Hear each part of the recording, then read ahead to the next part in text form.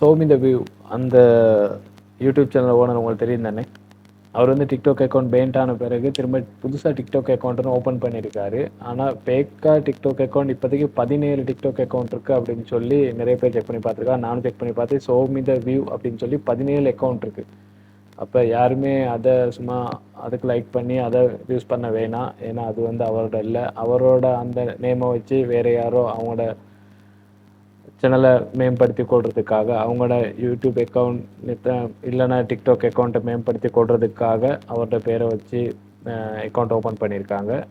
இவர் வந்து ஒஃபிஷியலாக வீடியோ ஒன்று போட்டிருக்காரு. அவர்கிட்ட என்ன அக்கௌண்ட் அப்படின்னு சொல்லி நான் கட்டாயம் அதை வந்து லிங்க்கை வந்து இதில் கட்டாயம் உங்களுக்கு தரேன். அதுக்கு ஃபாலோ பண்ணுங்கள், அதுக்கு லைக் பண்ணுங்கள், அவருக்கு முடியுமான சப்போர்ட்டை கொடுங்க.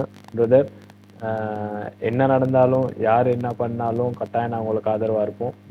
50 நாளில் 1500 கிலோமீட்டர் அப்படின்னு சொல்லி 40 நாள் முடிஞ்சு புத்தளத்தில் இருக்கீங்க. இன்னும் 10 நாளில் உங்களோட பயணம் நிறைவடைய போகுது. நீங்கள் நினச்சபடி சக்ஸஸ் ஆகணும் அப்படின்னு சொல்லி எங்களோட வாழ்த்துக்கள். கட்டாயம் சக்ஸஸ் ஆகும். பல எதிர்ப்புகள் வரத்தான் செய்யும். நீங்கள் மேலே வரணும், நல்லா இருக்கணும் அப்படின்னு நீங்கள் நினச்சாலும் மற்றவங்க அப்படி இருக்க மாட்டாங்க. உங்களை சுற்றி உள்ளவங்களே உங்களை விட மாட்டாங்க. என்ன இவன் இவ்வளோ ஃபேமஸ் ஆகிட்டானே அப்படின்னு சொல்லி தட்டி விட தான் பார்ப்பாங்க. உங்கள் கையில் இருக்க என்ன நடந்தாலுமே நீங்கள் மேலே வர பாருங்கள். கட்டாயம் வந்துடுவீங்க. இன்னும் 10 நாள் நல்லபடியாக உங்கள் பயணம் நிறைவடையணும் அப்படின்னு சொல்லி நான் கடவுளை வேண்டிக்கிறேன். நல்லபடியாக நிறைவடையும்.